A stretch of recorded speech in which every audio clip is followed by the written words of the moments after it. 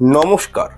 আগামী ২০ শ্রাবণ ৫ই আগস্ট শ্রাবণ মাসের তৃতীয় সোমবার এবং এই সোমবার দিন বিশেষ একটি উপকরণ রয়েছে, বস্তু রয়েছে, তা যদি শিবলিঙ্গে একটি বার মনে ভক্তি রেখে অর্পণ করে দিতে পারেন তাহলে সর্ব মনস্কামনা পূর্ণ হবে দেবাদিদেব মহাদেব এবং মাতা পার্বতীর কৃপায়।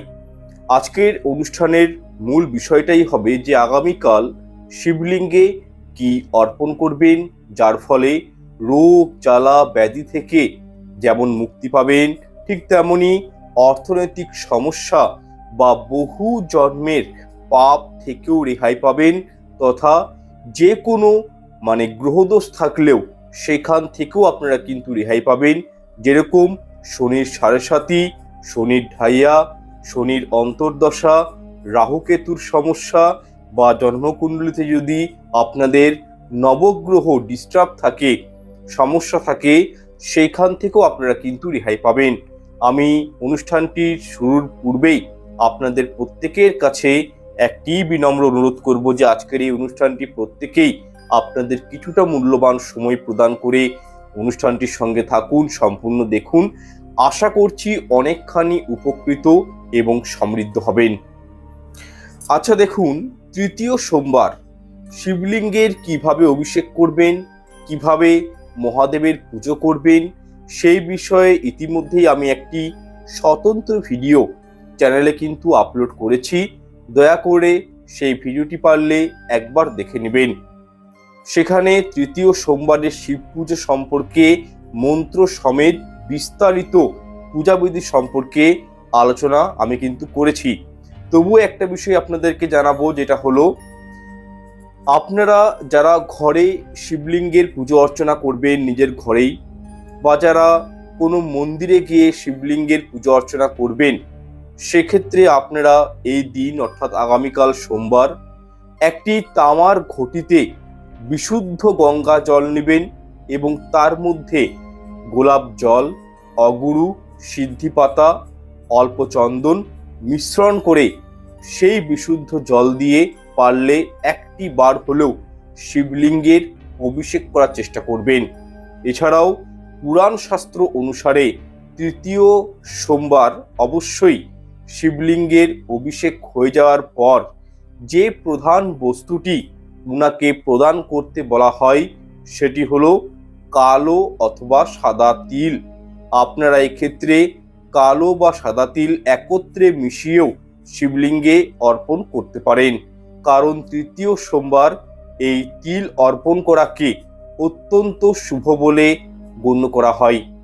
বিশেষ করে যাদের জন্মকুণ্ডলিতে রাহু, কেতু বা শনির মহাদশা রয়েছে, বা নবগ্রহের মধ্যে কোনো গ্রহ অত্যন্ত দুর্বল রয়েছে বা খারাপ পজিশনে রয়েছে, বা যাদের জন্মছকে কালসর্প দোষ রয়েছে বা কোনো পিতৃদোষ রয়েছে, তারাও কিন্তু অবশ্যই নিজের দুর্ভাগ্যকে দূর করার জন্য এবং সৌভাগ্যকে ফিরিয়ে আনার জন্য আমি প্রত্যেকের কাছে অনুরোধ করব যে আগামীকাল সোমবার দিন পারলে কালো তিল অবশ্যই শিবলিঙ্গে অর্পণ করুন।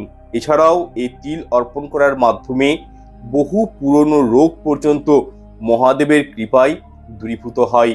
যারা একটুতেই শারীরিক সমস্যায় ভোগেন, ঠান্ডা লেগে যাচ্ছে, জ্বর চলে আসছে, বা যাদের শরীরে সবসময় ব্যথার প্রশমিত হয়, তা সেক্ষেত্রে যারা শারীরিক দিক থেকে দুর্বল, মানসিক দিক থেকে দুর্বল, তারা অতি অবশ্যই এই দিন ১০৮ বার মহামৃত্যুঞ্জয় মন্ত্র পাঠ করে শিবলিঙ্গে জল অভিষেক করার চেষ্টা করবেন, এবং কি জল অভিষেক হয়ে যাওয়ার পর কালো অথবা সাদা তিল বা এই দুটো তিল একত্রিত মিশিয়ে শিবলিঙ্গে পারলে অর্পণ করবেন।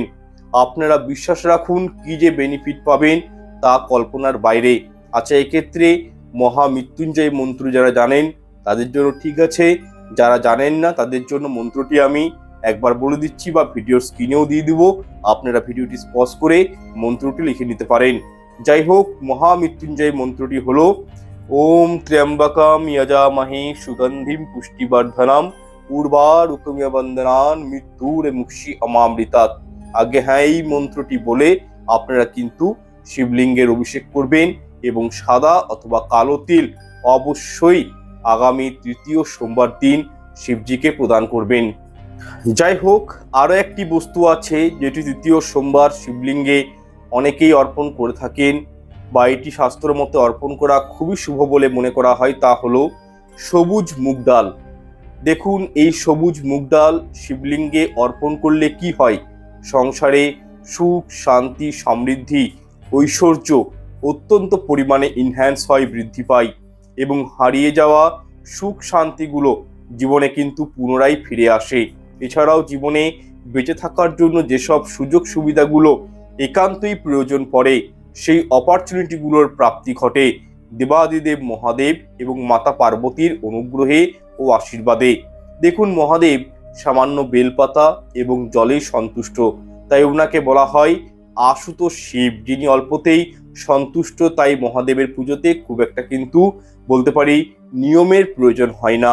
তবে যেটা একান্তই প্রয়োজন তা হলো নিজের মনের বিশ্বাস, নিষ্ঠা, ভক্তি এবং শিবের প্রতি আস্থা। যে ভক্ত দেখুন মনোপ্রাণ দিয়ে শিবজির পুজো অর্চনা করেন, সেই ভক্তের উপর কোনোভাবেই কোনো বিপদ আপদ বা কোনো সমস্যা কিচ্ছুতেই দেখবেন আসতে পারে না। সুতরাং এই তিনটে বিষয় সবসময় মনে রাখবেন যে শিব পুজোর ক্ষেত্রে শিবের প্রতি আস্থা, ভক্তি, নিষ্ঠা এবং বিশ্বাস একান্তই রাখা আবশ্যক। এছাড়াও শিব পুজোর ক্ষেত্রে একটি অপরিহার্য অঙ্গ হলো বিল্বপত্র, তাই অবশ্যই সচন্দন মিশ্রিত বিল্বপত্র কিন্তু শিবলিঙ্গের উপর অবশ্যই নিবেদন করবেন।